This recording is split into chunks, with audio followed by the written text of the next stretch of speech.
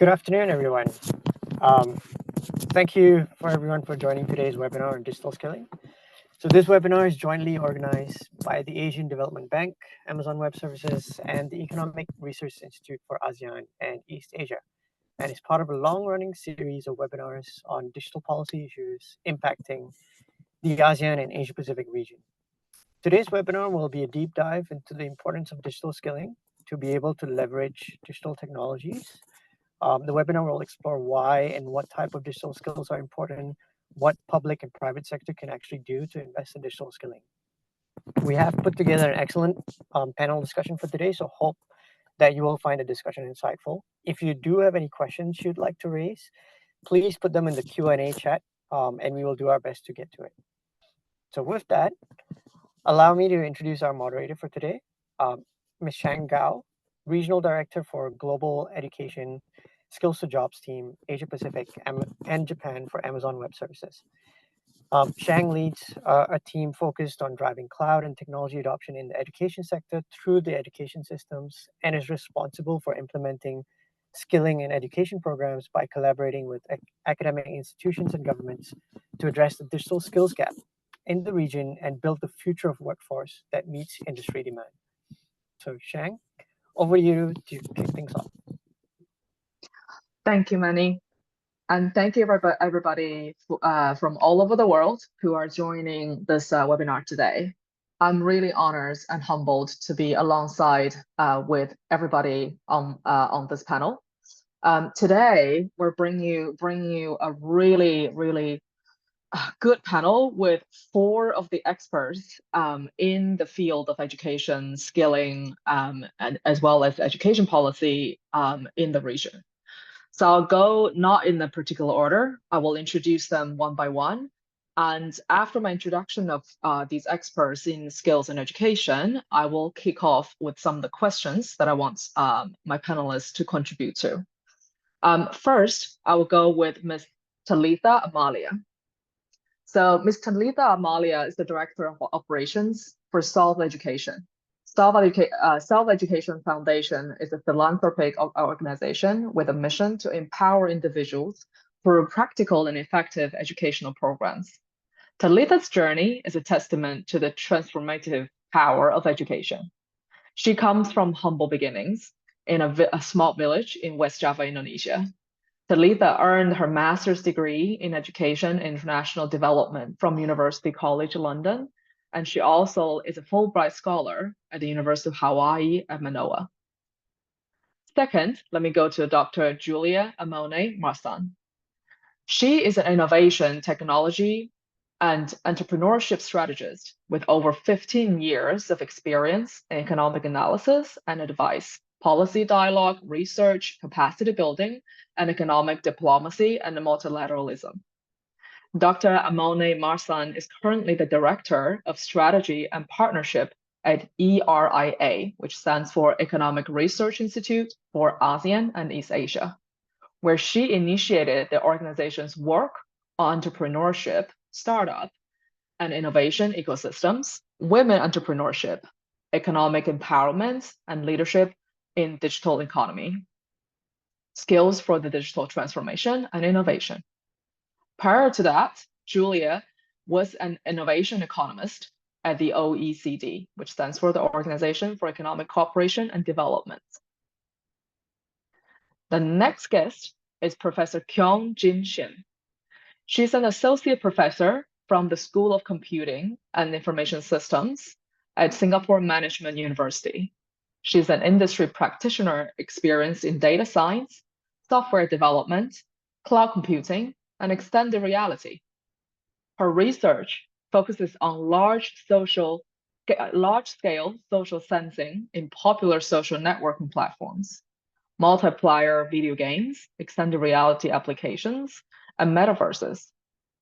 Using statistics, machine learning, and social science theories, she researches how people connect, collaborate, mentor, exchange, and spread information across large social networks, build long-term relationships, and form communities. Last but not least, Mr. Jeremy Fox is the APAC Regional CEO of Generation. where he is the leader in cross-cultural environments with almost 20 years of work experience in the region. Generation is a global nonprofit that transforms education to employment systems to prepare, place, and support people into life-changing careers that would otherwise be inaccessible. Prior to this, he also has over 10 years experience at McKinsey and Company, and he also has extensive experience in Fortune 5 companies and SMEs across a wide range of industries. Jeremy also founded a multidisciplinary research and advisory think tank with the National University of Singapore and the Singapore Ministry of Health. He is also the founding director of the Variety Children's Charity of Singapore. I know we can't do the round of applause, but I want to, have a round of applause to welcome our four very experienced, very knowledgeable experts in education and skills. Now, in my line of work, we come across this skills gap very often. One of the reasons being that, as the center of cloud computing industry, we have seen and we have heard feedback from a variety range of customers from government sectors, enterprises, small, medium enterprises, universities, et cetera, that almost every customer and partner of ours are telling us that there is a gap to hire properly skilled, especially digital and tech skilled talent. And the duration for hiring and seeking for those talent is getting longer and longer. And so I believe the four panelists share a similar view of what I'm experiencing at my work at AWS. So I want to open our forum up with one leading question first, and I want to hear from all the four of you. What are some of the digital skills? And when I talk about digital skills, I mean including basic skills, advanced digital skills. So what are some of the digital skills in your understanding that could be defined as digital skills? And I hear from our customers, especially from academic institutions as well, and general public, there's typically a misunderstanding or a myth about what qualifies as digital skills. So I want to open up with that question. And also, if you guys can talk about, do you see any gaps between what's needed in the industry and what's provided by the education and skilling systems? And why are digital skills important for companies and workers and governments? I would like to invite Professor Kyon to kick off, and then we can follow by Dr. Amone Marsan, and then Talia and Jeremy, if that's okay. Should be all right. We are in a very unique and interesting space in the whole landscape of manpower training and reskilling and upskilling and cross-skilling. So I remember when I was imagine in the US, you work through your high school. Meaning in high school, we often get our first job. And I used to work at a local bank, at a Chinese restaurant, and as a cleaner and etc. Now I live in Singapore. The things are slightly different. Most of the students entering Singapore Management University, the undergraduate programs, they're from JCs, junior colleges, and the culture of working through your high school is not there. So most students will go to school and study and academics and try to achieve as many A's as possible. So what that means is it makes university a very special place. This is the first place where students in their late teens and early 20s to really see the world, to really work with tools that are working to solve complex, large-scale problems out there.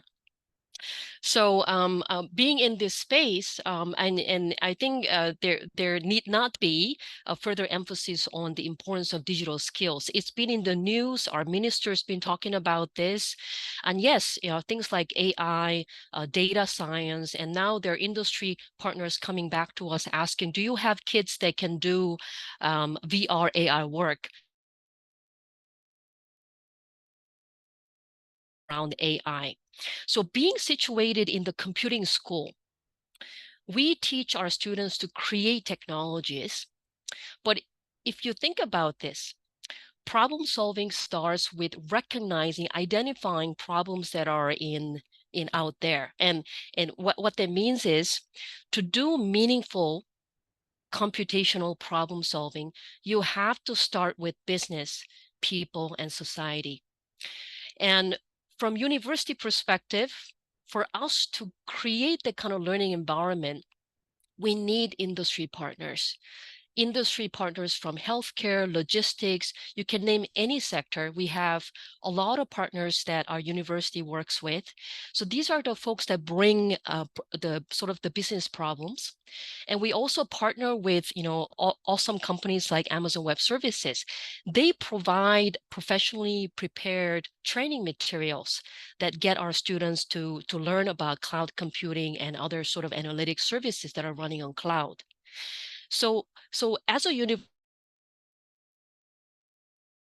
to tailor and revamp our curriculum by actively working with a lot of partners outside the university.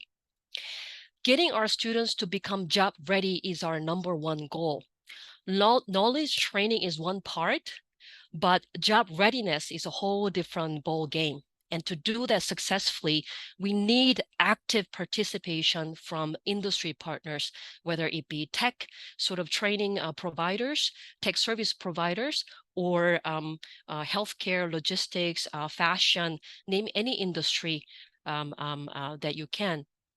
So for us, we've been very lucky as a university to benefit from awesome partners, but there are still gaps here and there, and that usually happens where we cannot produce as many computing, the digitally skilled workers to meet the demand out there. And if you think about this, this is a happy problem. Demand is higher than supply. Universities welcome such problems.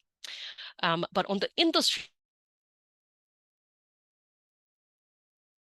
problems, I think that this could create, they could see this as gaps. But on the university side, we see these gaps as opportunities. We have to produce as many computing, as many AI, as many mixed reality, as many digitally skilled graduates as fast as possible to meet the industry demand.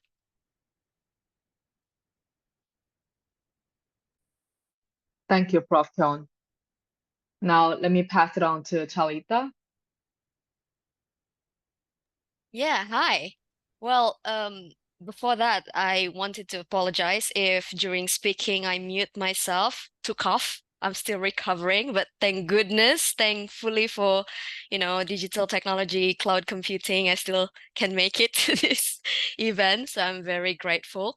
But yeah, to answer your question about what are some of the most important digital skills, I think when it comes to digital capability and skills, they are available in spectrum. We can talk about basic digital skills. We can also talk about advanced digital skills that include cloud computing, for example, AWS, provide, or cybersecurity, programming languages, and so on and so forth. AI, for example. So it is available in a spectrum. In our work at Solve Education, we focus a lot on giving or delivering practical education, not only digital skills, but other foundational skills and practical skills to young people in the region. And we wanted to make it fun. I mean, like I said, digital skills are available in spectrum. So how can we teach basic foundational digital skills to young people? It cannot be boring. It cannot be serious. It must be fun, right? Nowadays, younger people, older generation, when they need to learn something, they go to an app. When they want to invest something, they go to an app. Everything, they want to buy groceries, they go to an app. Everything is basically on your fingertips. But at the end of the day, everybody needs to be equipped with strong foundational skills to navigate this vast, world of digital technology, from navigating the internet to how to use social media responsibly, to use advanced digital skills responsibly too. Nowadays, we have generative AI, so many products out there. For example, I don't have to go to a studio photo anymore to get my picture taken. Now I can just edit it on an AI software, right? Everything can be done at home, but how can we as customers use these tools responsibility, and how can these developers as well, right, develop this technology responsibly? So we at Solve Education, we start from such an early age, giving, or delivering practical educations to children as young as in primary, schools, all the way to people in universities in fun way. And when I say fun, it can mean many things. When you deliver programs to school children, you might want to think about fun incentives to keep their learning motivation going. But when you talk to when you deliver education to older generation or young adults, for example, you might want to start thinking about linking, job opportunities with the kind of education that you wanted to give them. So this kind of things, I think, require creativity in all of us when it comes to delivering the kind of programs to help young people and older generation to be equipped with necessary digital skills. When it comes to gaps, for example, we often talked about industry and education gaps, what the industry needs, what the education provides. But within the education sector itself, there is a huge gap based on our experience on the ground. Even the instructors or the teachers delivering ICT, so-called ICT education, are not well equipped with this, various digital technologies. So there are needs, not only needs for young people to be taught or trained in digital skills, but also for the teachers, the instructors, the older generations to, relearn and upskill their digital knowledge in order to keep up with all this advancement in the world. So yeah, back to your question, it is a spectrum. We can talk about the basic, we can talk about the advanced skills, but at the end of the day, everybody now needs, the education on how to be able in using and developing responsible digital tools. Thank you, Talitha. I think that really resonates with me. In our line of work, we deal with a variety of range of learners at different age. And just like you said, to target at younger learners, you have to be very relatable and very interactive, very fun. It's a different spectrum. Now, let me pass it over to Julia. Thank you, Shang. Thank you for this moderation. And let me start by saying that once again, we are really happy to continue this collaboration with the Asian Development Bank and AWS to keep trying to discuss and understand this transformation that is, happening already, but also in front of us. I'm talking about the digital transformation. This is something that is profoundly affecting, everyone around the world, economically speaking, but also, our societies, the way we interact, the way we behave. And why is this so relevant for Southeast Asia? Because this transformation is happening so fast. We are talking about some of the fastest growing digital economies in the world. So it's really like, living at a different speed. This creates lots of opportunities, but we also have challenges ahead, and we need to better understand different issues, what are the consequences, and also for whom, there are these opportunities, and for whom, there are these challenges. I think the previous speakers, both Kyung and Talita, have already touched upon critical issues that probably we will keep discussing during the next hour. Because you asked us about what are digital skills, let me perhaps start by saying that I completely agree with what Talita said. It's very important to remember that there are many digital skills. Talita said it's a spectrum. I would say that there's also a big variety. Of course, digital skills are the ones of the PhD in computer science or in artificial intelligence, developing new code and new methodologies. But at the same time, we can also define much more basic digital skills, such as, learning how to send an email, learning how to use, search algorithms from different tech giants and unicorns, knowing how to position your MSMEs, on different platforms, either to sell your products online or also to do marketing online. Which basically means that depending on the type of company you are, the type of entrepreneur you are, the type of individual you are, you may be using quite different digital skills. And I think this is very important to remember. It's a little bit obvious, so please let me apologize for this. But at the same time, sometimes, when I speak with policymakers, everybody's focusing on, the PhD in AI and cloud computing. This is absolutely very, very important for innovation. I'm an innovation economist. I love to talk about these dynamics. But at the same time, let's remember that in many parts of ASEAN, in some countries, in some rural areas, there are still, many communities that are disconnected, and for whom, these basic digital skills are absolutely crucial to gain access and, to start this transformation journey.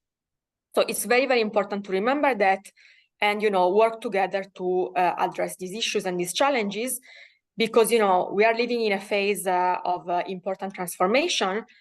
So there are people that are benefiting enormously, but we also know that there are so-called digital divides that are growing, precisely because the transformation is happening so fast.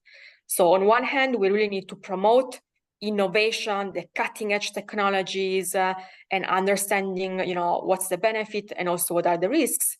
But on the other hand, trying to make sure that these divides, these gaps are not becoming wider, but also, those that are really lacking connectivity and access somehow can also benefit from the digital transformation, because otherwise these gaps, the risk is that they will continue to grow with time.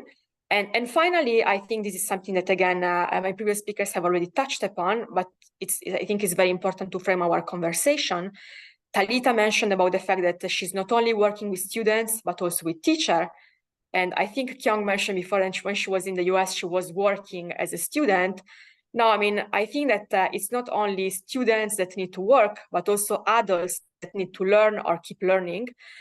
Because, we are living really a time of big transformation, the digital transformation, but also think about the green, the green revolution, think about all the geopolitical complexity that unfortunately we are confronted every day. So this means that we really need to, all of us, be able to learn how to learn, adapt to different contexts, because this is, I think, the only way forward if we really want to, on one hand, empower individuals of all ages, but also make sure that we are really able to continue to navigate different contexts and succeed. And I think I'll stop here for now. Thank you, Julia. That's very insightful, and I couldn't agree more. There is a spectrum, and there is a big variety. In the industry or in the company that I work for, we use the word such as digital literacy, right, or cloud literacy. That's like the kind of the basic of understanding cloud, how to use application, et cetera, and we actually focus on community-based. For example, in Singapore, we're working with People's Association, right, to enable the older auntie and uncles to kind of get understanding of what cloud or what digital or what tech is, and to make sure that the awareness is there, that it's not that scary. We're not talking about PhD stuff, right? We're not talking about grooming everybody to become a creator of technology. A lot of us are actually consumers. Now, I'll pass it over to Dr. Jeremy Fox. I know that this must be really close to your heart as well, especially given what Generation does, right? you guys really focus on empowering people with the right digital and experiential skills so they could be as employable as possible, which is exactly what my team does at AWS. So it's really, really resonate with me. So I'll pass it over to you. And you must have a lot to share on the definition of digital skills and, why are these important for companies and workers and governments? Thanks, Sheng. Yeah, we definitely have a lot of overlaps. We have some collaborations in a few markets too. Yeah, so I don't want to kind of repeat too much of what was already said, so I think I'll just do a bit of a double click and a bit of a dodge again on the digital skill question. So our company, as you said, I mean, our goal, we're not for profit. Our goal is to get people who cannot get into good employment into good career building jobs. And those have been primarily in the tech sector over the last 3 years because of COVID, but healthcare, but a lot of tech. So we run programs like software developers, digital data analytics, and cloud are kind of the big three that we typically run. And we run these only for 3 months. So it's 3 months of training someone who has absolutely no background whatsoever in technology and getting them into a job. So from that perspective, we have to do everything market backwards, right? So we basically have to go into the market, talk to employers and see exactly what they need.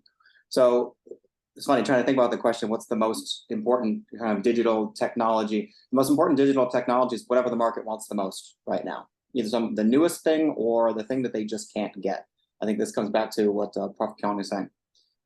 We constantly are going back and resampling the market to see what's new, what are we missing, what are our grads, what don't they have, what stack should we change? And this is out of my depth too, right? So, a lot of it is kind of a foreign language.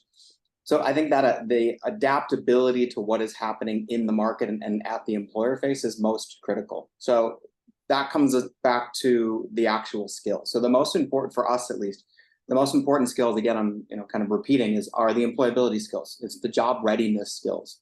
So we get our grads hired after only having 3 months of training, because when they go in front of employers, they are incredibly motivated to be in that job. We have reinforced a very strong learning mindset. It's a developer mindset. When somebody goes into a company, it doesn't really matter exactly what stack they have. What matters is if they have to learn something new, they can learn it really quickly. And they're eager to do that. And they're keeping themselves ahead of the curve, right? So for us, that's the most important thing that we train. We do a lot of experiential learning, of course. We want people to be trained to be doing exactly what the job is, performing in the way the job needs. If that means they need to be working in teams, or doing agile, or communicating with customers, we will push those elements of communication and collaboration and teamwork and everything else that kind of goes along with it. It's those employability skills that are the most important, and that motivation and the growth mindset are the most important skills, if you will, although they're mindsets, for getting someone into a job and for them sticking in the job. So it's a dodge on the absolute tech because the tech changes so fast, but it's a call that we as an organization have to stay incredibly close to the employers and continue evolving the curriculum, and the learners themselves need to have that same mindset to get the jobs in the first place and to stay successful. And I'll throw one other quick thing, which I'll probably come back to another time. The explosion in technology and tech jobs, especially the last few years, is fantastic for us, because for us, we see it as a leapfrog opportunity for people who don't have a 4-year degree, right? Or who are coming back to work or have been retrenched and have to get a new job. It sounds crazy, but we're training people in 3 months to get into a good entry-level job that they can grow in for the rest of their lives, right? These are things they couldn't possibly do in any other way. They can't go to a university for 4 years. Typically, they're either unemployed or underemployed and need income and can't afford to do it. They don't have the access to do it. So for us, these are amazing leapfrog opportunities. We've been able to put tens of thousands, I actually just hit 100,000, not all tech, but 100,000 people placed globally, I think this month actually. Just a huge opportunity for us to create job opportunities and income mobilization and actually labor force mobilization in a way that we can't in most industries. Thank you. That really speaks a lot on my mind as well. I think what you're doing, that 2 things really stand out in my mind. One is that this is a term that ASEAN countries and a lot of the global markets use, that is the transferable skill set, right? So when you talk about getting a developer mindset, a growth mindset, you're actually teaching them practical and realistic skills where no matter what kind of specific position they're at, they're able to either excel in that particular position, or they can use the transferable skills to succeed in other similar or not so similar jobs, right? It is actually the mindset that you're trying to help to build. And the other thing that really, sorry. Yeah, I mean, I'm sorry, excited about it too. Yeah, I mean, the technologies that we teach them are basically an entry point into a new job. And I'm thinking a lot about mid-career transitions, an entry point into a new job where they can then apply their other transferable skills that they learned in another industry. And that's the other thing we really try to do, is make sure that they are really good at articulating what those transferable skills, non-technical skills are. And that comes into the job matching process to make sure that they get a good job where that's actually going to be valued, and they actually are creating more value for the employer, but also creating more value for themselves. Yep, absolutely. And I'll give you an example. In one of the things that we try to do within the Skills to Jobs Tech Alliance model is that we're offering kind of workshops to particularly address technical background talents to have the ability to whiteboard, right? So that's a particular kind of culture within our company, and maybe a lot of other tech companies as well. But that is the ability to actually demonstrate to layman using your technical knowledge to explain the solution process to somebody who has no idea or previous training in that particular technology, right? So those are some examples where, you know, I think your organization brings huge value in bringing to the learners and the education community. The second point I wanted to kind of address is that I can't stress how important it is that we open more opportunities for people to succeed in jobs that typically request a minimum degree back in the days, right?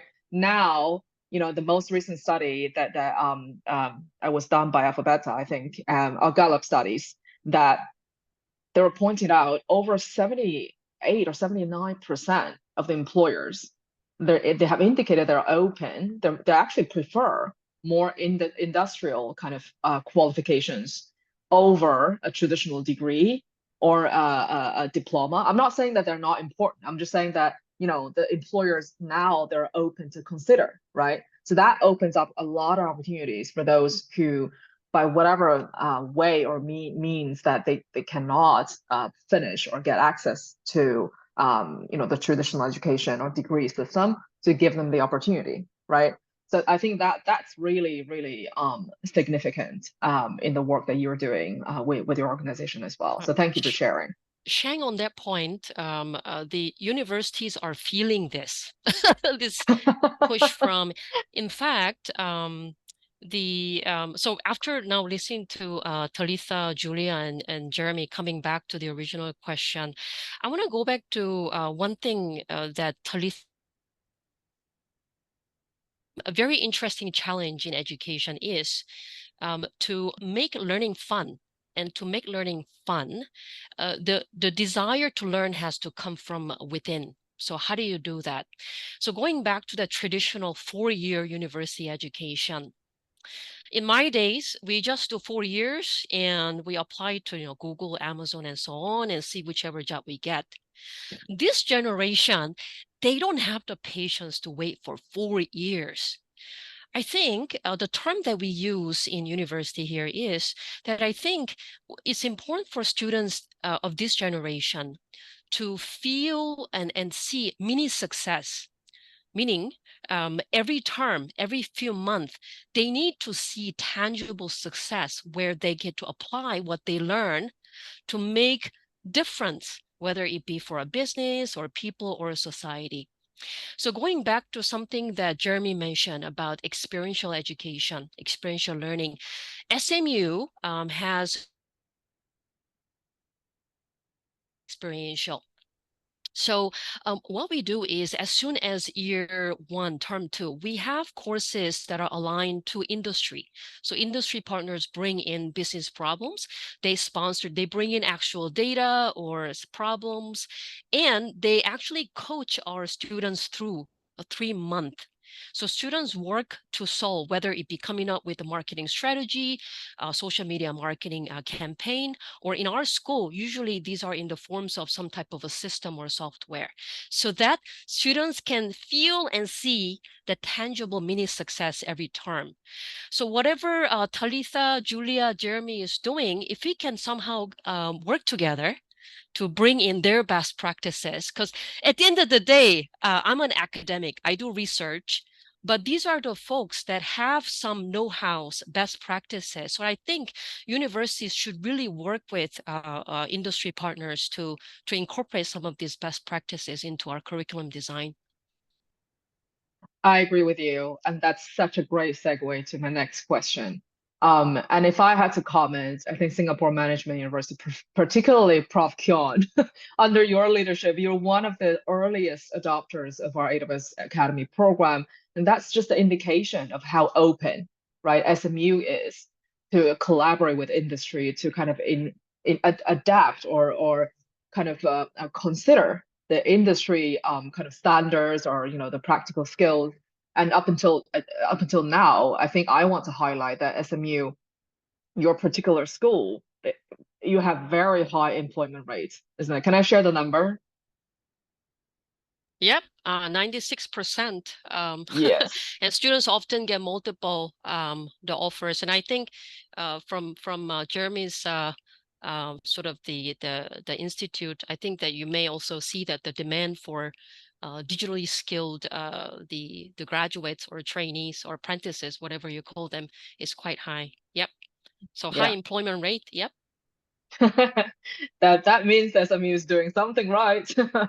that was a very impressive stat when I read about it, and from the experience that we work with SMU, that doesn't surprise me.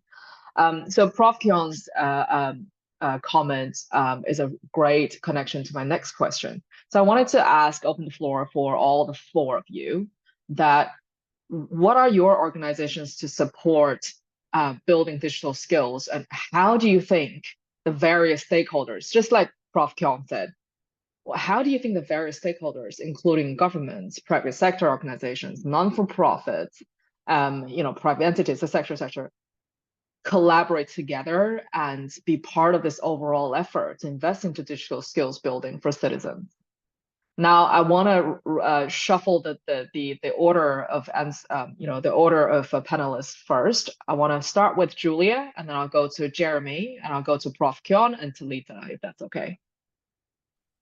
Thanks. Well, let me, how can I say, respond to the very, very good comment of Kyung, and maybe highlight two initiatives we are currently working on. I mean, my organization is an international organization doing research, so we are not training people directly, if you want, even if we do some capacity building, actually, especially with government officials, where, by the way, we discuss a lot, the challenges of the digital transformation. So in a sense, we are also involved in this kind of training and preparing, especially policymakers, for the future of work, for the digital transformation, and the other, challenges lying ahead.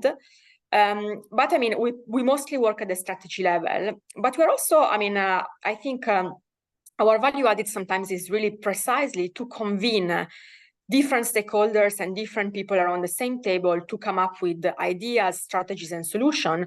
That's a little bit perhaps what we are even doing today, although virtually, and I hope this is just the beginning of many conversations with all of you. So two examples. The first one, we just launched a new center at AREA that is called eDISC. It's the Area Center for Digital Innovation and Sustainability. And through this center, we want to support growing and emerging innovation and entrepreneurship ecosystems that are very much using digital technologies across ASEAN. And we will be doing that on one hand, by doing research and working with policymakers at the strategy level, but on the other hand, really, bringing these communities together. So we want to bring together large corporates, but also startups, more traditional MSMEs, with the policymakers, the research community, because there's so much to be done. And we also would like to do it sometimes taking a thematic approach. Like I'm currently working with FAO, the Food and Agriculture Organization of the UN, and other agencies, to try to map and understand the trends in agri-tech entrepreneurship, especially in the youth, in the young population of Asia, which is, again, I mean, something that could really support, many people in the region to try to understand how technology can be applied to agriculture to bring development and growth, especially in rural areas.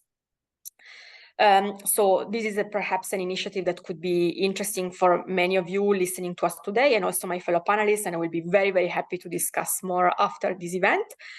And the other initiative that I want to mention is very much related to what Kyung was just describing. So thank you for mentioning what you just previously mentioned right now.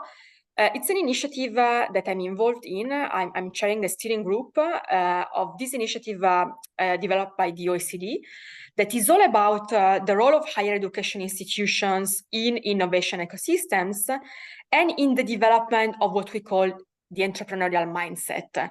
I think Jeremy already referred to concepts that are somehow related to mindset. So during this transformation, if we want to learn how to learn, if we want to change career, if we want to learn new skills, we also need to have the mindset to do it. I mean, we don't want to say, okay, I mean, I went to university 20 years ago and I'm done. I mean, why do you need to learn again? So we need also to, go through this journey of transformation to be ready, to embrace new technologies, new skills, and so on, which is something that I think you, Shan, also mentioned at the beginning. At the end, a company like Amazon, you want a lot of companies to adopt some of the technologies you're ready to, share and provide to them. But even, these entrepreneurs, these people working in the private sector, sometimes they need to understand, why new technologies are important and how they can be transformational for their business model. So this platform is called ECOL. I think I'm going to share the link through the chat box. And it's really a global network of practitioners, academics, people working in the private sector. We are working together to try to identify best practices from all around the world, not just in Asia, to understand what's the role of educational institutions and how they can work together with different organizations precisely to promote this idea of on one hand, empowering the individual, but also changing a little bit the mindset. And I will stop here for now. Thank you. Thank you so much for sharing. I see there is a question from the crowd already. Somebody was asking, Daniel Ramil Augustin is asking you to share more details of the programs that you just mentioned. And that's the same interest as mine as well. We would love to see whether, as an industry partner, if we can participate in the 2 projects that you just mentioned. Check the chat box. You will get the links immediately. Fantastic. Love a good real practitioner. Yeah, I really agree with that. And at Amazon or AWS, we often refer ourselves as the builders, right? So it is really about a lot of times it's about the culture, it's about the mindset, and that's part of the kind of how can I say, intangible asset that we actually want to share with the education community. And I have to say that through the 7 years I've been with the company, I've seen really great progress. From in the very beginning that we're just a cold hard technology company all the way until today. We are really working backwards from the existing education systems, the existing education communities, learner communities to learn about what they actually need. And from employers, what skills and competencies are important to them, to work backwards from there to slowly build up pathways for learners who are interested in tech and cloud to be successful. And so I really resonate with what you're saying. And I think the collaboration between multiple stakeholders, starting with your organization, Julia, would be really, really important. Now, let me pass it on to Jeremy. Dr. Fox. Sure, thanks. I think for us, coalition building is a huge thing. I think we learned very, very early on that we're a relatively small NGO and you can't do everything by yourself. Also, we're working in a continuum. So we are bridging everything from early recruiting to selection to training to mentorship to coaching to obviously placement and curriculum development. There's a huge spectrum of pieces of the puzzle or pieces of anyone's journey from going from kind of nowhere into a good job that is typically fragmented in most markets, and that fragmentation kind of kills. So individuals along that chain can do a good job, but if you don't have the connections between them and the shared common outcome that you're trying to go for, things break apart.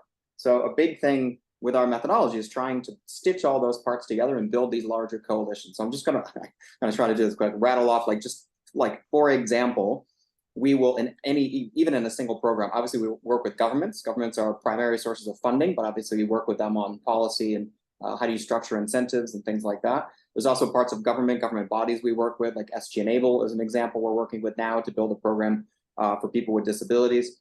Private sector, we obviously get funding from private sector. A lot of our money comes from corporations, can come from high net worth individuals. Private sector also we get a lot of volunteers from. So a lot of our coaches and mentors are actually volunteers from some of our employers and from our donors. NGOs we work with to help source people, to help do our social work where people need it. We work with other training organizations. We work with tertiary institutions. We actually originally came out, we were brought by SSG to come to Singapore to work with all the polytechnics. So we did upskilling with all the polytechnics and ITE. In countries like Thailand, we're working with the government and with tertiary institutions, universities there, to transfer some of the methodology of what we do to the traditional academic setting. Obviously, we work with employers, so that's very private sector. That's critical because without them, we don't have jobs. We're working with aggregators across the whole spectrum. So we're trying to bring all of these stakeholders together to be able to deliver, one person into one job. And without bringing those pieces together, it just falls apart. You basically, again, you can do really well at one or two or three of the things, but if they don't have someone riding along that journey, it doesn't really work. And that's also, if you take it up one level too, that's also what we're trying to advocate. We're trying to advocate those connections. We're trying to teach other organizations how to work better with the other stakeholders, especially with industry, so that in their own context, that they can, even another private training provider or a tertiary institution or a polytechnic can just do what they do better. And that net is going to get more people into jobs who need jobs. Thank you, sharing. I think what you're saying really reinforces that it takes a village, right, to lift the community. I guess in the education in general sense, but also in building the digital workforce, the future digital workforce, right? And I could see, just like Julia mentioned, this is probably the beginning of the many conversations we're going to have together. And I'm so glad and I'm so humbled and honored to be among all of you. I really want to have a follow-up with all of you just to see how we can collaborate to ride on each other's success, ride on each other's influence and the existing programs and models to make a greater impact. So thank you so much for sharing. Now I'll go to Prof. Kyon. Yeah, I think Julie. I think we need more meetings like this. And for academics, there's a term called homophily, and we hang out with people who are like us. And I think academics are a bit guilty in that, because when we go to big data conference, everybody is doing big data, right? But when I jump out of that, my world, research world, and go to venues like this, I learn a lot about the world outside of my small space. And that is, I feel motivated listening to businesses actually adopting AI, machine learning. They don't know the details of how these are implemented, and it may not matter. But they talk a lot about the impact, the differences that what we build actually make. And venues like this help me have a new appreciation for the type of work that we do. And it sort of emboldens my belief in that we should produce students who are not just good in computing stuff, but who actually care about people, who care about the society, because the needs actually come from there. So a lot of the things, a lot of the focus in recent years when we talk about our computing curriculum has been on as we do our computing stuff, we bring kids out of the computing world so that they can see the world outside of the computing world, so they can feel the motivation. So again, going back to the concept of experiential learning, it's not about just building cool AI tools. It's about the why we are building this.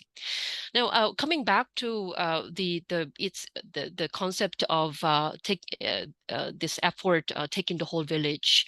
So we as a university, we've been very fortunate.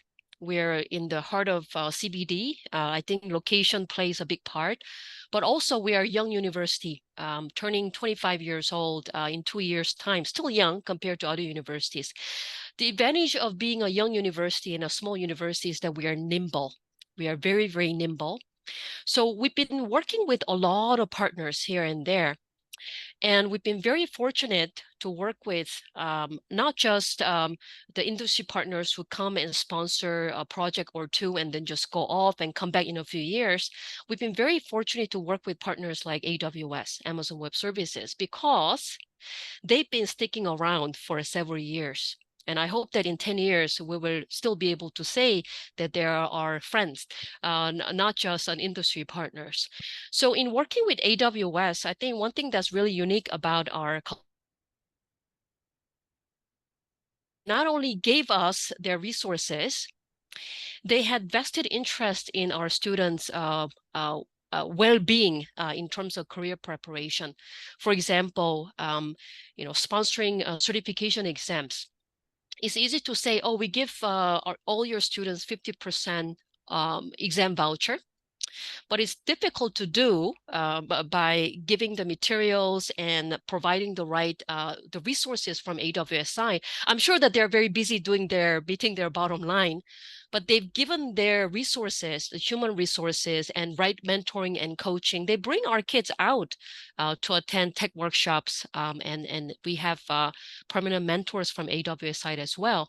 So they've been doing this for several years, and it's very hard to do that, especially when the market is down, but they've been sticking through. So rarely we meet partners like AWS who will still be there through tough times and have really vested interest in our students' well-being. So we look forward to continuing partnership with AWS.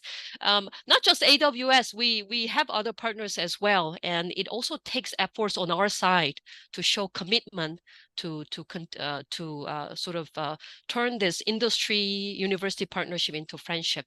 So to make such partnership to become more of a long term. Another last point, not to steal too much of air time, Julia brought up a good point. As much as students are appreciating these mini successes every term, so amongst the students, now the culture of work study is becoming popular. What that means is students study for 1 year, take a leave of absence, go work in industry for half term or full term, and then come back, continue their study, and so on and so forth. And I've been questioning as an academic, why don't we do this for academics? Why don't we go out? I'd be happy to work at AWS, have Shang as my manager, to really be out there, seeing the challenges, not just hearing, but seeing the challenges and being part of problem solving for 1 year and come back. And imagine what kind of teacher would I be teaching the courses that I teach today in a year's time when I have actually done problem solving in industry. I think that the culture of university has to for academics and teachers as well, to Julia's point. Thank you, Prof. Kyung. Hey, speaking of transferable skills, hey, Professor Kyung just turned this conversation to a job interview. I'm joking. I think I have my resume somewhere. Yeah. Just kidding. No, I totally agree with you. Like when you talk about homophily, like this is your term that you use in academia. In a corporate or in a company perspective, we call it siloed, right? So I genuinely enjoy in platforms like this as well, that we bring different perspectives and different voices together, but with the same goal. How do we uplift the digital skills and digital awareness and awareness of importance of digital skills for the education community? So I really appreciate this as well. And this is probably just a call for action for the organizers. You know, a round of applause to ADB, but also please, there should be more like this. And in the platform like this, where we have open invitation to the general public, this is probably one of the scalable ways where we can, share our point of view, share our learnings, share our experience with the general public. So really appreciate this platform, and I fully agree with you, Prof. Kyung. We need more platforms like this. Now, let me go to Letha. Yeah, Sean, I think, we need to seize all opportunities, right? To Professor Kyung's point, every opportunity.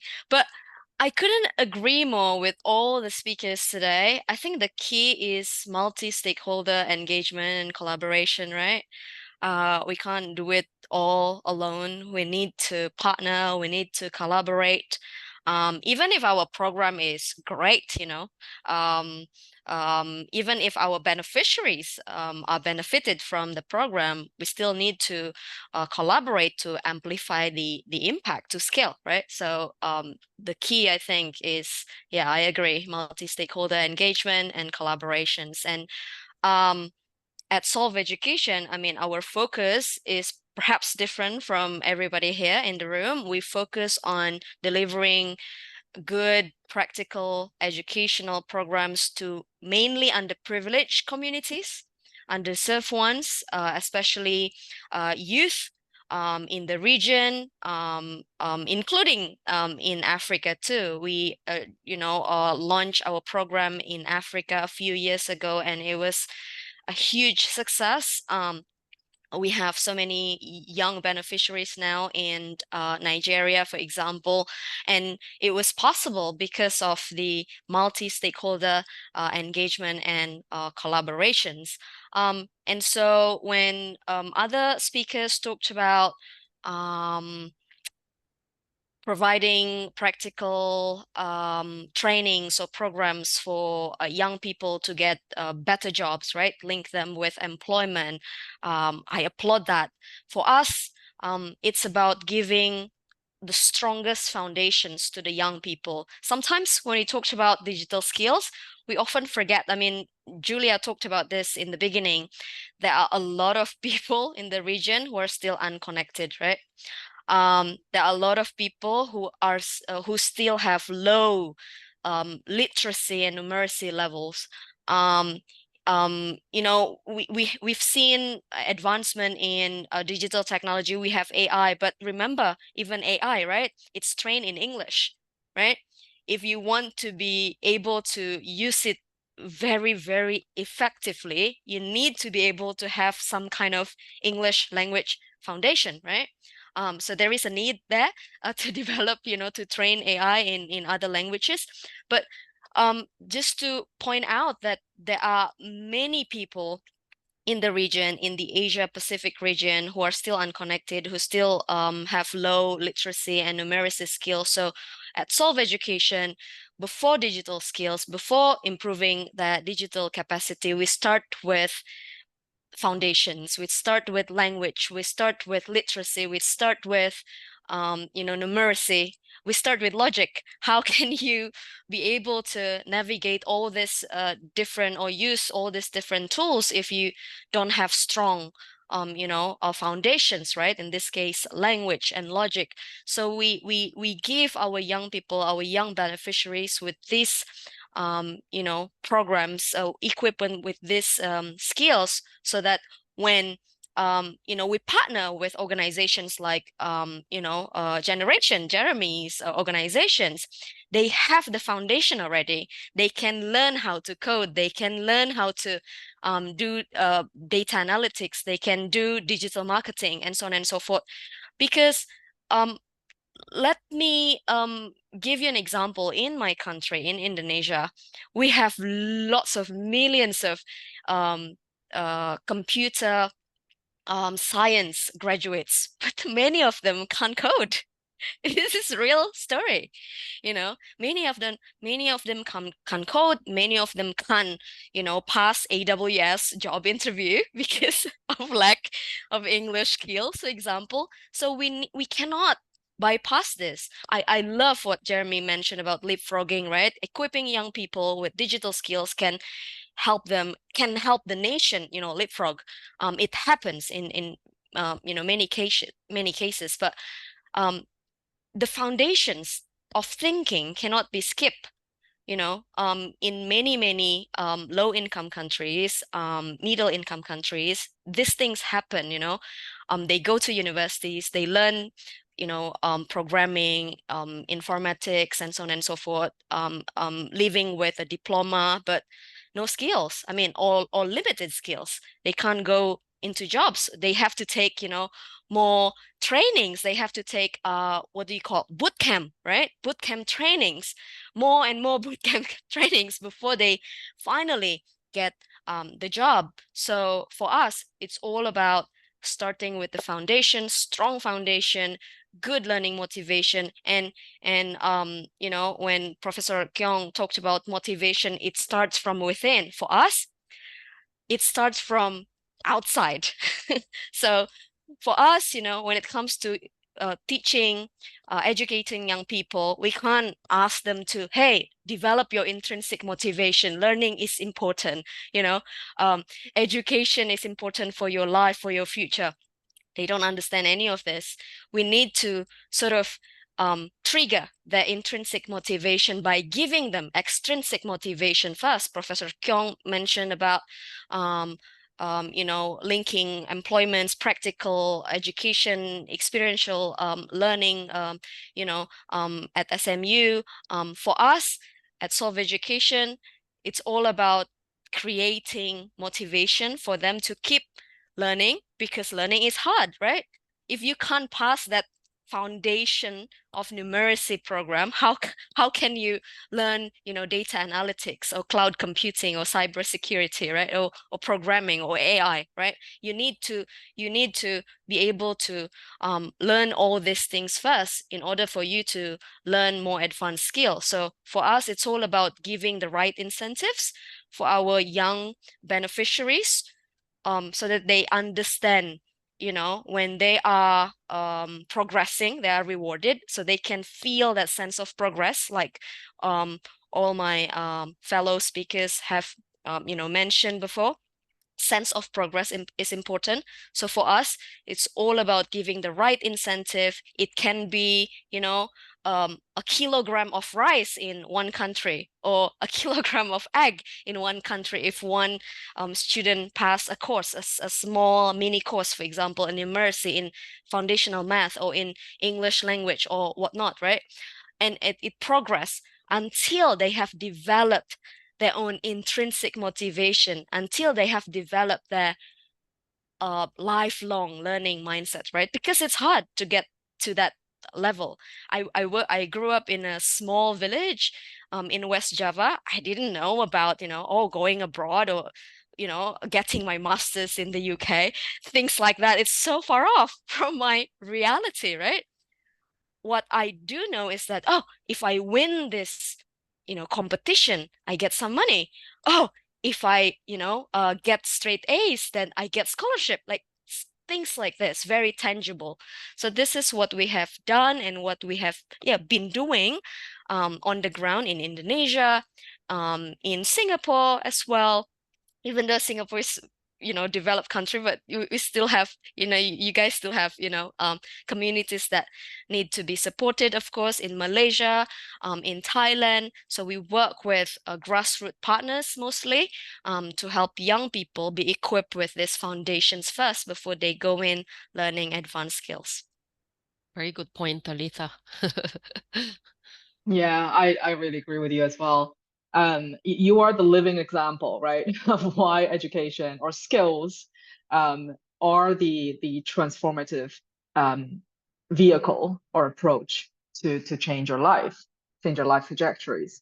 And I think everybody, you know, myself included, in this panel, we represent organizations that produce thought leadership, produce analytics or analytical reports or policy reports, to hopefully to widely share the industry insights, to share the trend, the skill, to share the trend of what's in need in the industry as much as possible, right? I've noticed that there is a question from the audience that touched upon accessibility to people, you know, with different gender, with different socioeconomic backgrounds. with different advantages or disadvantage situations. I actually prepared that question as well. I want the four of you to kind of touch upon. So I'll move on to answer directly, to have you four to answer directly to some of the questions that I've selected from the audience. Now let's kick this off with the accessibility and equality to different profiles of people. And I know that, Talitha, you've touched upon a little bit on how your organization benefits people living in disadvantaged situations, right, in remote locations, et cetera, et cetera. But I want to start, let me reshuffle the order in a bit. I'll start with Dr. Jeremy Fox, and I'll go to Talitha, you next, and I'll go to Prof. Kion and with Julia. I want the four of you to kind of comment on how can we, or how does your organization ensure equal access to digital skills programs for women, disadvantaged communities, people living in remote locations, especially those without internet access. So I'll start with Jeremy, if that's okay. Sure. I mean, we are, by definition, our entire mission is basically, equity and inclusion. This is what we try to do. I think there's two levels to this. One is how do you make sure that you're getting inclusion in the classroom, and the second is inclusion in hiring, right? So for us, inclusion in the classroom, I don't want to say it's easy. It is not easy, especially when you're hiring, when you're pulling in for tech roles. So you can very easily go to market online, and people who have some, tech capability will be the most likely to sign up. But there are a lot of individuals out there who either don't believe that they can be successful in a tech program because of institutional biases, don't have access to the technologies, are in troubled situations where there's head space isn't there. And that's where we spend a lot of time going out to community organizations, going out into the marketplaces to try to find people to provide information about the courses. And again, a lot of it is convincing them that this is something that is for them, right? So if someone's already jumping up and down and saying, yeah, I can't wait to become a programmer, it's not hard to find them, right? They might not be able to afford it, but coming to a place like us, it's not affordable, it's free basically. So, it's free for them. So that's not the issue, but it is still hard to find the populations that we want to preferentially serve. Women in tech is one for sure. So we have, specific targets to have, depending on the program in the country, 40 to 50% women participation in graduation from our tech programs. We know when we go to market and hire, the uptake rate is typically around 20 to 30%, not even. So we do have to make sure that we are preferentially creating space and opportunities for women in tech. And again, making sure that they have the confidence to get into those roles. And that's true for a lot of different demographics. So we serve a lot of mid-career. Mid-career switching into tech is actually even harder. They have a kind of can't teach an old dog new tricks kind of mindset. I'm actually going to put, we actually have a report that we just published, let me put this in here, on tech hiring, so the revolution in tech hiring, and how that some of it is individual mindsets of individuals who don't believe they can get into tech or aren't ready to go through the retraining that it takes to get into tech.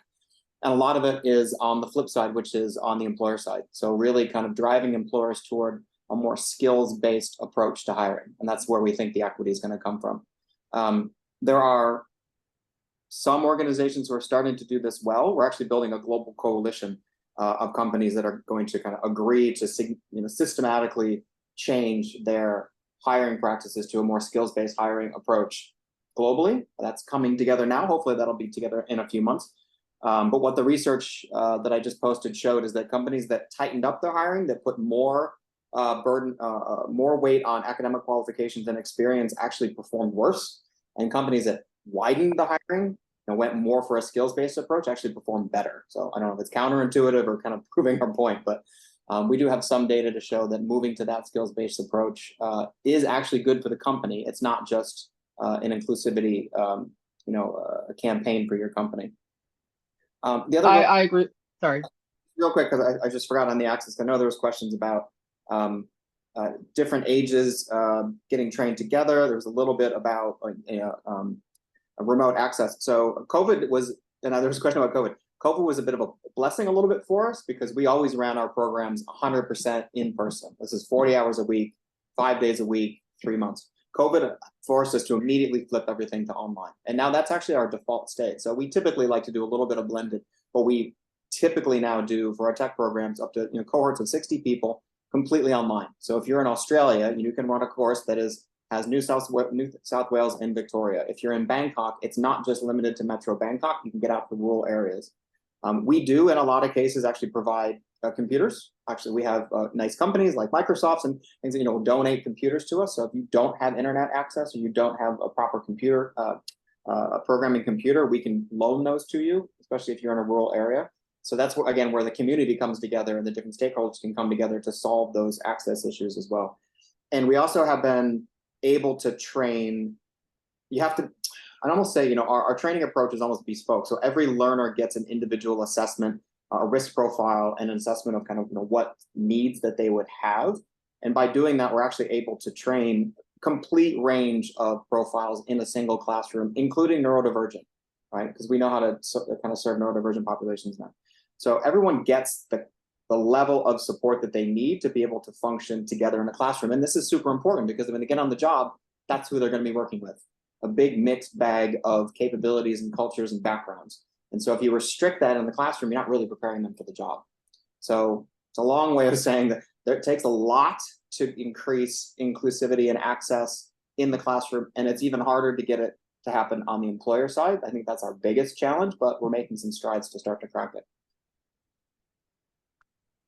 Wonderful. Thank you so much for sharing. And that, yeah, I couldn't agree more. Really resonate with me also. And what I love that what you break down into two levels. One is the inclusion in classroom, which I'm in my line of work, we call it inclusion, access to skilling, right? Access to education, access to skilling programs. And the other one is inclusion in hiring.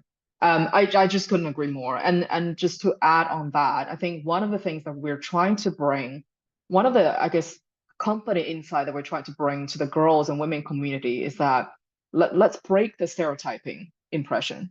Why do we all think tech companies or the tech industry is always male driven, right? That, at least that's not what I see in my company, because around me, actually, interestingly, I'm an economist by training. And so I have no previous background in technology. Now, fast forward 7 years in AWS, right? And around me, you can see a lot of people just like me. But why is that? Because we actually need this kind of diverse and inclusive work environment so that we understand our customers better, right? The customer is not just composed of male, right? It's people with different gender, different background, different socioeconomic status, different agenda, right? Different learning objectives, et cetera, et cetera. So unless we understand, unless we reflect what the general audience, the general crowd is, we can serve our customers better, right? Which is why I truly agree with you. Inclusion, diversity in hiring, inclusion, diversity in classroom, or in other words, access to education, very important. And I want to double click on the skills-based hiring as well. That's one of the things that we've been trying very hard to kind of get a general public to kind of agree with us as well. And a lot of, like I said, a lot of companies are going towards that way, right? In addition to, or as a replacement of the traditional kind of degrees, et cetera, et cetera. And it actually is making the business more productive and efficient if you hire based on skills rather than a particular discipline or a particular degree, right? Really love all the insights that you share, Jeremy. Thank you for sharing. And if the host is okay, Jeremy just share the link to the thought leadership that Generation had produced on skills from an employer that, on digital hiring perspective, from the employer perspective. I think that's really, really useful. So please help us to share. Also, we also have this similar report that tells the different perspectives, referencing over 30,000 businesses in the region on what employers care about and how do they see the skills and competencies that kind of uplift the whole business together. We have so many interesting questions from the audience. I have to kind of handpick just several, just in the interest of time. Two of the questions that caught my attention, which I think are kind of related. One of the questions is talking about different generations have different strengths, right? So for Gen Z, they're digital natives, whereas for Gen Y and X, they are upskilled on digital, but they're relatively more advantageous in other skill sets. So this person is interested on your perspective on how organizations can cultivate a lifelong learning culture, right? The other person was kind of hinting towards the same direction as well. He was saying that there are a lot of opportunities for young adults, young people out there to learn, but maybe there needs to be a bigger platform for adults to adapt new technologies, or maybe older generation to adopt new technologies. I think these two comments are hinting towards the same direction. How, as as a stakeholder in this skills and education agenda, how could we do better to cultivate a lifelong learning culture? I'll start with who likes to start? I'll take a vote. I've been reshuffling the order of speaking. I can take that question. Thank you very much. I think it's interesting when people, differentiate or generalize, if you will, between Gen Z, millennials, other generations. But I think it really depends on where you are, really. Not not all Gen Zs are digital native. No. We work on the ground, so I go from places to places, to see our program implementations on the ground, and not all Gen Zs have the same skills or capabilities, if you will. So it really depends on where you are, and I think understanding that when we go to a community, with a plan to implement a program, the first thing that we do is to have a conversations with them first, understanding what they need, instead of telling them, okay, learning this particular programming language is what you need. No, right? We need to understand what they need. I mean, programming programs or classes can be applicable in big cities like Jakarta, right, or Bandung, Indonesia, but not particularly applicable in other rural areas of the eastern part of Indonesia, for example, because Indonesia alone is very big, right, from west to east. So understanding what they need is really important. And for us, we stay away from overgeneralizing, especially when it comes to this whole generation thing. Millennials are like this, Gen Z are like this, or like other generations like that. No, it's really different. We need to open our mind. It depends on where you live. It depends on your education background, your socio-economic background, and so on and so forth. But back to the questions about igniting and maintaining lifelong learning. Again, there is no one size fits for all for us. We always start off with what Julia has said in the beginning, learning how to learn skills. For us, it's not a mindset, it's a skill. We partner with Professor Barbara Oakley, who launched Learning How to Learn course on online, very well known, a professor from the US. We partner with her and we develop Learning How to Learn for our beneficiaries in Indonesia and other regions as well. And we start with that, the skills of learning. Because when you know that learning is not as tough as you imagine, it's not as boring as you imagine, then you will start developing, even though it's still an extrinsic motivation, but you will develop whatever motivation you need to develop to maintain that process, right? Before you finally developed intrinsic motivation within you, which is really hard to develop. So we start with that, learning how to learn, and then moving on to basic foundational skills, literacy, numeracy, reading, understanding numbers, and so on and so forth, logic. and then go on to more practical skills, including financial literacy, digital literacy, and other types of literacy. But we always start off with what we think is needed within that community, and what is the most important, which is the foundation. Thank you, Talitha. Prof. Kyon, do you want to take a go at this question as well, coming from academia? Yes, I'm the guilty one that said Gen Zs are less. Sorry, I'm a machine learning scientist, so I always try to generalize the world using equations. Otherwise, we cannot really predict. But I think Talitha brought up a good point. Earlier, she mentioned about, you're right, actually, to use, to do prompt engineering well, you need to have the language, right? I think she's right. I think all the while I've been taking English for granted, but I think her point about the building the foundations is one thing. If I may add on to her point about numeracy, the language and everything, and that is relevant to all stages of our life and also all stages of our career, is the skill of problem solving. Meaning, you may be having a PhD. You may be well-renowned, I don't know, some solution architect somewhere. But if you don't have the mindset of problem solving, you will forever have to rely on someone to take a complex problem and break it down for you.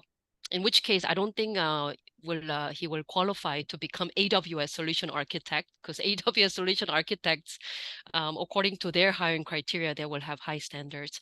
I remember when I was young, I started programming when I was 8, all thanks to my dad, who used to bring computer games from Japan. He used to travel overseas. And often my mom will find my dad and I am playing the console games. And it's nothing fancy. It was just like Tetris and Donkey Kong and stuff. And she would come out and start whacking us. It wasn't much about the game itself, but the problem solving, because to do the meaningful, the gameplay, you need to learn to break down level 1, level 2, so that you can beat that monster at the end of your game journey.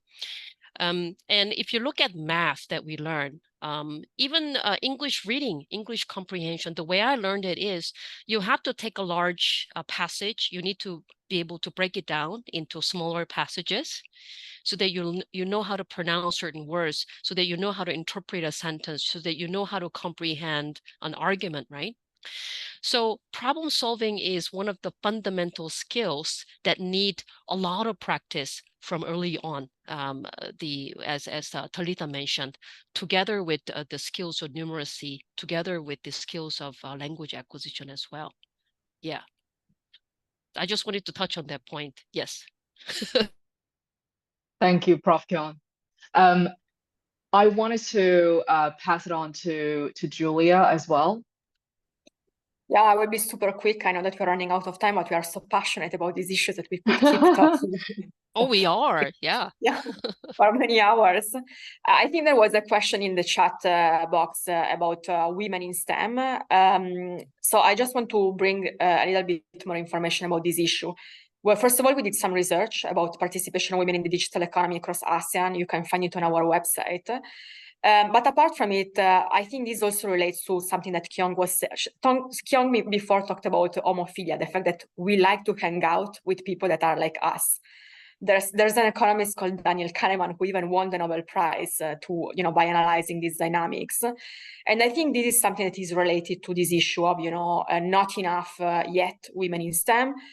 Unfortunately, we are still affected by biases. I mean, tech companies, the tech industry has been historically dominated by men, and therefore, if there are too many men in this company, women cannot, girls cannot be, feel comfortable in pursuing those kind of careers, or even, there could be, but hidden biases by which women are not hired, especially in leadership positions. So let's try to remember this, because it's something that all of us as a community, but also policymakers, need to keep in mind to try to change, again, mindset to then, promote more women in these careers. This is so critical because, again, it's the future, but it's also because what Shang was saying before. I mean, at the end, if we have more points of view in a room, typically we manage to find more creative solutions to problems. So this is also critical to basically identify better solution for the future, for your business plan, for the way you want to run your company. And then very quickly, there was another question about agri-tech. This is a topic I'm very passionate about, also because it is showing that, and again, this is something that Talita has been mentioning since the beginning of the webinar, technology is not just, the Silicon Valley company that is doing super sophisticated things. So sometimes the digital transformation could be combining some elements of digital with very traditional sector that could become very innovative and very interesting dynamics and trend to monitor. And the person that wants to learn more, feel free to contact us through the organizer. I will be very happy to share more. Thanks. Thank you, Julia. I'll do a quick round of final thoughts to all the 4 wonderful panelists that we have today. Unfortunately, we're running close to time, so each one of you has 20 seconds. I think the audience would really appreciate that. And I believe the organizers will be able to share the recording of this and the contact information for follow-up questions and discussions. I'll go to Dr. Jeremy Fox first. Quick thoughts, quick final thoughts. Yeah, quick one is just, I think that we talk about what to digitally upskill, and just in general, digital upskilling is really, really accessible. I mean, if anyone's going online and trying to find, you will see there's a ton of stuff out there that is self-paced. There's synchronous, asynchronous, whatever, right down to, for the full university courses. But there's short stuff. It's easy to get to. And honestly, it's almost required nowadays to some extent to really continue to be productive in the workforce. And this is only going to get more pronounced with the advent of generative AI. So it's not really a scary thing. It's kind of an exciting thing. Kind of scary and kind of exciting. Skynet and exciting at the same time. But yeah, there's a lot out there that's very, very accessible for people. And this kind of speaks to the age as well. I mean, I think I mentioned, I did a direct answer. We have 60 plus year olds in some of our tech classrooms, and they do a wonderful job because they have all the right kind of mindsets and attitudes that we're talking about here. So that's probably the biggest one. It's scary, but it's not that scary. Thank you, Jeremy. And Prof. Kion? Yeah, I'm glad that this panel discussion took place, really inspired by Talita's story. She has a completely different, I don't come from a village, I come from Seoul, South Korea. So I come from a metro. And so I'm also, Jeremy is also doing very meaningful work, Julia as well. So what I see here is that SMU university here is just one dot in this whole to really push forward with meaningful digital upskilling for everyone, not just university students. I feel that we really need to work together. And I think venues like this, so AWS, by arranging this session, you are weaving across all these dots. So I hope that this will be the one of many sessions that we will have in the future. And I really would love to follow up with all the panelists after this session. And thank you, AWS, for organizing this. Thank you, Prof. Kion. I'll pass it over to Talitha. Yeah, well, thank you, AWS ADB area, for organizing this event. I'm really super inspired, learning and listening to everybody in this room, including the questions coming from the audience. So really, really inspiring. I think to me, the main takeaway is that digital skilling and digital upskilling is inevitable in today's day and age, and it's for everybody. It's not just for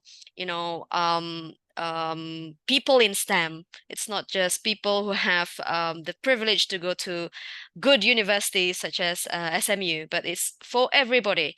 And you can learn anything from as simple as how to navigate social media safely to developing good, responsible digital tools. So it's for everybody. And I think to deepen and amplify the impact to all of us, let's collaborate. Let's pick up our conversations here after this session and let's collaborate. Thank you, Talitha. Julia? So very quickly, let me maybe continue to what Talitha just said. I think it's important to remember first that we are just at the beginning of the journey. Therefore, I mean, we don't know yet what's going to come up next. This is why we need to be open-minded, learn how to learn, and also be willing to challenge our own ideas and change our minds. And then, I mean, we also need to remember that, and I think this emerged very, very clearly from the panel discussion, we also need a complementarity of skills. We don't want to go in a situation when 100% of the population has a PhD in computer science. We also need, exactly those farmers that have some tech and digital knowledge to upgrade their business model. We need people with skills that are related to digital and ethics, and so on and so forth. So we really need to develop this multifaceted workforce for the good of our societies and economies. And thank you so much to everybody, including the super interesting questions from the audience. Thank you so much, the panelists, and agree. And thank you, the audience, for providing us such insightful questions. Really apologize for those questions that are unanswered. But like I said, the organizers, I'm sure there is a way where we could address the questions which we're not able to today. With 1 minute overdue, let me pass it over to Manny to close this up. Thanks, Shang, and thanks to all the panelists for participating today in really, really insightful discussion. Thank you to everyone for dialing in as well. Hope you found this pretty insightful. We will share the recording of this webinar together with all participants and on the ADB SEADS website, as well as any links that are shared by the participants. We will share that as well. So just wanted to tell everyone, do keep an eye out for the next webinar in this series, which will be in the next couple of months, and we will focus on a different topic, and we will keep you updated through the ADB SEADS website and channel. Thank you, everyone, and have a good afternoon. Really. Thanks, everyone.